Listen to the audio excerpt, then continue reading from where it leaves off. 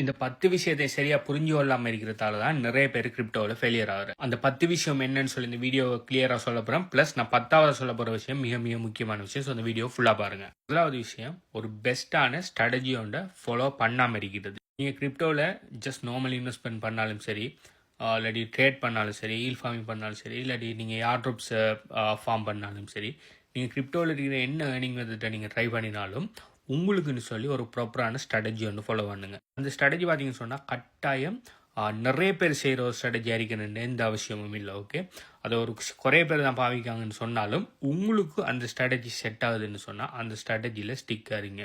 நிறைய பேர் அந்த ஸ்ட்ராட்டஜியை பாவிக்கல, நம்மளும் இன்னும் கொஞ்சம் பேர் தான் பாவிக்காங்க, இல்லாட்டி நீங்கள் மட்டும்தான் அந்த ஸ்ட்ராட்டஜியை பாவிக்கிங்கன்னு சொன்னாலும் அந்த ஸ்ட்ராட்டஜியில் ரிசல்ட்ஸ் கிடைக்குதுன்னு சொன்னால் அந்த ஸ்ட்ராட்டஜியை நீங்கள் கட்டாயம் அதை மட்டும் பாவிங்க.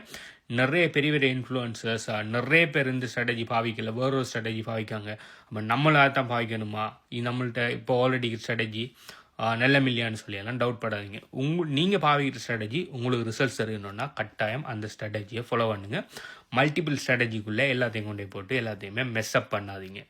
இது முதலாவது விஷயம். இதை நான் காலத்துக்கு அப்புறம் தான் நான் லேர்ன் பண்ணி எடுத்தேன். ஸோ பிகினராக இருப்பீங்கன்னு சொன்னால் கட்டாயம் ஒவ்வொரு ஆக்களும் ஒரு ஸ்ட்ராட்டஜி சொல்லிட்டு இருப்பாங்க. உங்களுக்கு எது ஒர்க் ஆகுதோ அதை மட்டும் ஃபாலோ பண்ணி அதில் மட்டும் ஸ்டிக் பண்ணிடுங்க. ரெண்டாவது அநேகமாக செய்கிற பெரிய மிஸ்டேக் பார்த்தீங்கன்னு சொன்னால் பெனிக் செல்லிங் பண்ணுறது. பெனிக் செல்லிங் என்னென்னா பயப்பட்டு லொஸ்ட்டில் விற்கிறது. இப்போ நீங்கள் உதாரணத்துக்கு ஒரு கிரிப்டோனில் நீங்கள் இன்வெஸ்ட் பண்ணுறீங்க.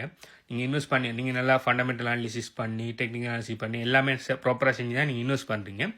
ஆனால் ஏதோ ஒரு காரணத்தால் மார்க்கெட்டில் ஒரு நெகட்டிவ் நியூஸ் ஒன்று வந்துட்டு, இல்லாட்டி நீங்கள் இன்வெஸ்ட் பண்ண கிரிப்டோட கம்பெனியில் ஏதாவது ஒரு பிரச்சனை வந்துட்டுன்னு சொல்லி அந்த கிரிப்டோ கீழே போகுதுன்னு சொன்னால் உங்களோட ஃபண்டமெண்டல் அனாலிசிஸில் உங்களோட டெக்னிக்கல் அனாலிசிஸில் உங்களுக்கு நம்பிக்கை இருக்கணும்னா தயவு செய்து பெனிக் செல் பண்ணாதீங்க. நீங்கள் முதலாவது இன்வெஸ்ட் பண்ணக்குள்ள ப்ராப்பரான ரிஸ்க் மேனேஜ்மெண்ட்டோட உள்ளுக்கு வந்திருக்கணும் முதலாவது. அப்படி நீங்கள் ப்ராப்பரான ரிஸ்க் மேனேஜ்மெண்ட்டோட உள்ளுக்கு வந்திருப்பீங்கன்னு சொன்னால் டிசிஏக்கு, அப்படி இல்லைன்னு சொன்னால் ஸ்டாப் லாஸுக்கு எல்லாமே ப்ரிப்பேர் ஆகி வந்திருப்பீங்க. அப்படி நீங்கள் டிசிஏக்கோ அப்படி இல்லாட்டி ஸ்டாப் லாஸுக்கோ நீங்கள் ப்ராப்பரான ரிஸ்க் மேனேஜ்மெண்ட் செய்யாமல் வந்துட்டீங்கன்னு சொன்னாலும் நீங்கள் இன்வெஸ்ட் பண்ணின காயினில் உங்களுக்கு நம்பிக்கை இருக்குன்னு சொன்னால் நீங்கள் ப்ராப்பரான ஃபண்டமெண்டல் பண்ணி தான் செஞ்சுருப்பீங்கன்னு சொன்னால் லைக் டெம்பரரியாக வார மார்க்கெட்டில் வார இந்த ஃபட்டுகளுக்கு பயந்து பெனிக் செல் பண்ணாதீங்க. இப்போ பிஎம் மார்க்கெட்டுக்குள்ளே போகுதுன்னு சொன்னால் நீங்கள் நாளைக்கு புல் மார்க்கெட் வாரத்துக்கு கூடிய காலம் எடுக்கலாம். அப்படி புல் மார்க்கெட் வரக்குள்ள பிஎம் மார்க்கெட்டுக்குள்ளே போன கோயின்கள் ரீகவர் ஆகாமல் கூட போகலாம். நான் எல்லா கோயினுமே வெளியால் வரும். ஸோ நீங்கள் பெனிக் செல் பண்ணாதீங்கன்னு சொல்ல வரல.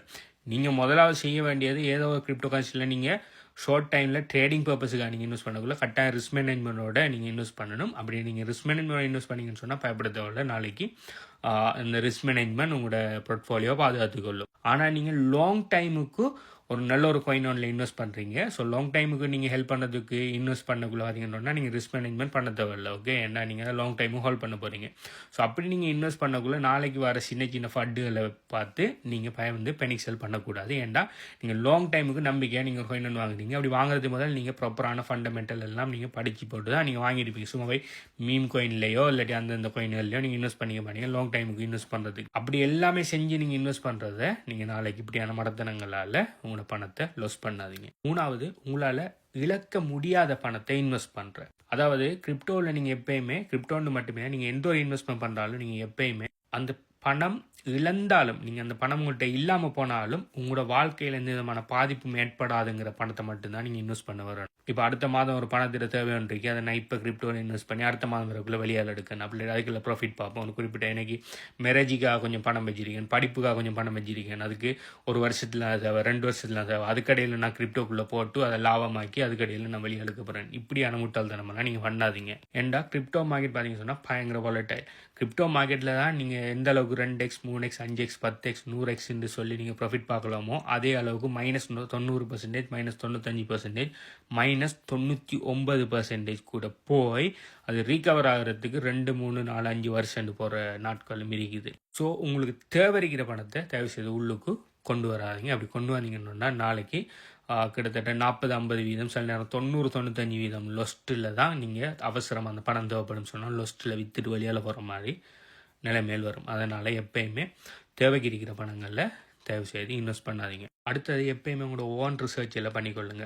இன்ஃப்ளூயன்சர்ஸ் மாதிரி நிறைய விஷயங்கள் கலப்பாங்க தான். ஆனால் எப்பயுமே நீங்கள் இன்வெஸ்ட் பண்ணக்குள்ள உங்களோட ஓன் ரிசர்ச்சை பண்ணிவிட்டு, அதாவது இன்ஃப்ளூயன்சர்ஸ் ஹெல்ப் எடுங்க, வேறு விஷயங்கள் ஹெல்ப் எடுங்க. ஆனால் ஒரு இன்வெஸ்ட்மெண்ட் பண்ணக்குள்ள நீங்கள் உங்களோட ஓன் ரிசர்ச் பண்ணுங்கள். தயவு செய்து பிளைண்ட் அன்னோர் ஆள் சொல்கிறதுக்காக இன்வெஸ்ட்மெண்ட்கள் பண்ணாதீங்க. எல்லா இன்ஃப்ளூயன்சர்ஸும் உண்மையை தான் சொல்கிறாங்களாங்கிறது கொஸ்டின். நிறைய இன்ஃப்ளூயன்சர்ஸ் மாதிரி பெய்ட், அதாவது பணத்தை வாங்கிட்டு ஒரு கம்பெனிகிட்ட இருந்து பணத்தை வாங்கிட்டு அந்த கோயினை பற்றி பெருசாக அடிச்சு விடுவாங்க. அதை நம்பி நீங்கள் வாங்கினீங்கன்னா நாளைக்கு அது ரக்காக்குள்ளே பெரிய பிரச்சனைகளை மாட்ட வேண்டிய. அதனால எப்பயுமே உங்களோட ஓன் ரிசர்ச் பண்ணிக்கொள்ளுங்க. அடுத்தது எப்பயுமே ப்ராஃபிட் எடுக்கிறதுக்கு மறக்காதீங்க. இது புல் மார்க்கெட்டில் அநேகமாக செய்கிற பிரச்சனை தான். இப்போ நீங்கள் இன்வெஸ்ட் பண்ணுறீங்க, இன்வெஸ்ட் பண்ணினீங்கன்னா கட்டாயம் இத்தனை பர்சன்டேஜ் வந்தால் ப்ராஃபிட் எடுக்கணும், அப்படிலாட்டி கேபிட்டல் யாவது வழியாக எடுக்கணுங்கிற ஒரு ஸ்ட்ராட்டஜி ஒன்றை நீங்கள் ஃபாலோ பண்ணித்தான்.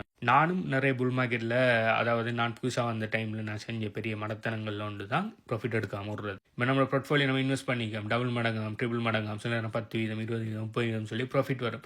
வந்த உடனே நம்மளுக்கு க்ரீட் வந்துடும். க்ரீட் வந்தால் என்ன செய்கிற, அதை ப்ராஃபிட் எடுக்கிறல்ல இன்னும் கொஞ்சம் மேலே போகட்டும், இன்னும் கொஞ்சம் மேலே போகட்டும். இப்போ நம்மளோட போர்ட்ஃபோலியோ 10% இன்க்ரீஸ் ஆகி, 20% இன்க்ரீஸ் ஆகி, டபுள் மடங்காய், ட்ரிபிள் மடங்காயின்னு பார்த்து சந்தோஷப்படுறதே தவிர, ஸ்க்ரீன்ஷாட் எடுக்கிறதே தவிர, அதை விற்று பணமாக மாற்றி நம்மளோட ப்ராஃபிட்டை செக்யூர் பண்ணுறல யாரும். அப்படி நீங்கள் செஞ்சுட்டு இருப்பீங்கன்னா நாளைக்கு பிஎம் மார்க்கெட்டுக்குள்ளே போகல, இல்லாட்டி பெரிய கிராஷ் ஒன்று வரக்குள்ள அந்த வந்த ப்ராஃபிட்டும் இல்லாமல் ஆகி திரும்ப மைனஸில் போயிடும். மைனஸில் போனீங்கன்னா திரும்ப கேபிட்டல் கூட வெளியில் எடுக்கலாம் நிலைமைக்கு வந்துடும். அதனால தான் கொஞ்சம் கொஞ்சமான ப்ராஃபிட் எடுங்க. அப்படி இல்லாட்டி ஒரு குறிப்பிட்ட கட்டத்துக்கு மேலே உங்களை முதல்ல கேபிட்டல் எடுத்து போட்டு அதுக்கு பிறகு இருக்கிற லாபத்தை நீங்கள் எவ்வளோ வேணாலும் மூன் பேக்கில் ஓடுங்க. அடுத்தது உங்களோட போர்ட்ஃபோலியோவை டைவர்சிஃபை பண்ணி வைக்கணும். ஓகே, ஒரு ஒன்று இருக்குது, சேயிங் ஒன்று இருக்குது, don't put all of your eggs in one basket. அது உங்களோட மொத்த பணத்தை உங்களோட ஏதோ ஒரு கிரிப்டோ கரன்சியில், தனியாக ஒரு கிரிப்டோ கரன்சியில் நீங்கள் இன்வெஸ்ட் பண்ணிக்கணும்னா அந்த தனி கிரிப்டோ கரன்சியில் தான் உங்களுடைய ஃபுல் லைஃப் டைம் சேவிங்காக அதாவது ஃபுல் வெல்த்தே தங்கியிருக்கும். நாளைக்கு அந்த ஒரு கம்பெனியில் நடக்கிற பிரச்சனையால உங்களோட ஃபுல் வெல்த்தையுமே லொஸ்ட் ஆகுறது நிறைய சான்ஸ் இருக்குது. ஆனால் நீங்கள் நல்ல ஃபண்டமெண்டல் இருக்கிற 10 இல்லாட்டி 20 இல்லாட்டி 30 கிரிப்டோ கரன்சியில் நீங்கள் இன்வெஸ்ட் பண்ணக்குள்ள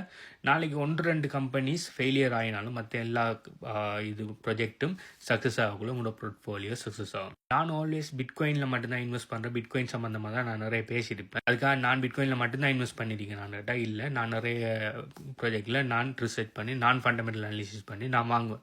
ஆனால் அதை நான் உங்களுக்கு ரெக்கமெண்ட் பண்ண மாட்டேன். ரெக்கமெண்ட் பண்ணாததுக்காக நான் உங்கள்ட்ட பிட்காயின் மட்டும்தான் வாங்குன்னு சொல்ல வரல. நான் பப்ளிக்காக ரெக்கமெண்ட் பண்ணுற பிட்காயின் மட்டும்தான். அதை தாண்டி வேறு காயின்களை நீங்கள் யூஸ் பண்ணால் நீங்கள் உங்களோட ஓன் ஃபண்டமெண்டல் அனலைசிஸ்களை பண்ணுங்கன்னு நான் எவ்வளோ அளவு சொல்கிறேன்.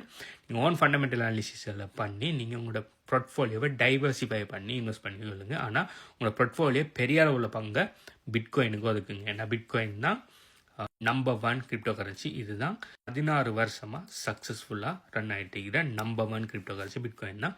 ஸோ உங்களோட போர்ட்ஃபோலியோவில் மோர் தென் 50% பிட்காயினில் வச்சுட்டு அதுக்கு பிறகு இருக்கிற பர்சன்டேஜை நீங்கள் வர நல்ல ப்ராஜெக்டுகளில் நீங்கள் டைவர்சிஃபை பண்ணுங்கள். அடுத்தது ஃபைனலாக ஃபோமோ ஆகாதீங்க. ஃபோமோன்னு சொன்னால் fear of missing out. FOMO ஆகிறதால அநேகமான கிரிப்டோ கரன்சியில் டொப்பில் போய் இன்வெஸ்ட் பண்ணிவிட்டு அது பிறகு மைனஸில் வந்ததுக்கு பிறகு அப்புறம் ஃப்ளோட்டிங் லாஸில் கனகாலமாக வெயிட் பண்ண வேண்டி வரும். அப்படி இல்லை நட்டத்தில் விற்க வேண்டி வரும். கிரிப்டோ கரன்சி பயங்கரமாக பம்ப் ஆகிட்டு நிறைய பேர் அதை பற்றி பேசுகிறாங்க, நிறைய இன்ஃப்ளூயன்சஸ் கதைக்காங்க. அது அப்படி இப்படின்னு சொல்லி நிறைய இப்போ மார்க்கெட்டில் பரவாயில்ல பேசப்பட்டு இருக்கீங்கன்னு சொன்னால் அதை ஃபோமோ ஆகி அதை போய் அந்த டொப்பில் போய் வாங்கக்கூடாது. நீங்கள் வாங்கியிருக்கீங்க எப்போன்னு சொன்னால் அப்படி எல்லாரும் அது பம்ப் ஆகிறதுக்கு முதல், அது எல்லாருமே அதை பற்றி பேசுகிறதுக்கு முதல் நீங்கள் ரிசர்ச் பண்ணி வாங்கியிருப்பீங்கன்னு சொன்னால் பாட்டமில் நீங்கள் அப்படி மேலே போகல ப்ராஃபிட் எடுக்கலாம். ஆனால் ஆல்ரெடி பம்ப் ஆகி முடிஞ்சது பிறகு எல்லாருமே பேச ஆரம்பித்ததுக்கு பிறகு நீங்கள் போய் வாங்குவீங்கன்னு சொன்னால் அந்த காயின் திரும்ப கீழே வரக்குள்ளே நீங்கள் டொப்பில் வாங்கியிருப்பீங்க. திரும்ப அந்த டொப்பை தாண்டி மேலே போனால் தான் ப்ராஃபிட். நீங்கள் நட்டத்தில் வெயிட் பண்ண வேண்டி வரும். அப்படி ஸ்டாப்லஸ் அடி வரும். அப்படி இல்லாட்டி டிசிஏ பண்ண வேண்டி வரும். அது நல்ல காயின் இல்லாட்டி நீங்கள் எவ்வளோ டிசிஏ பண்ணாலும்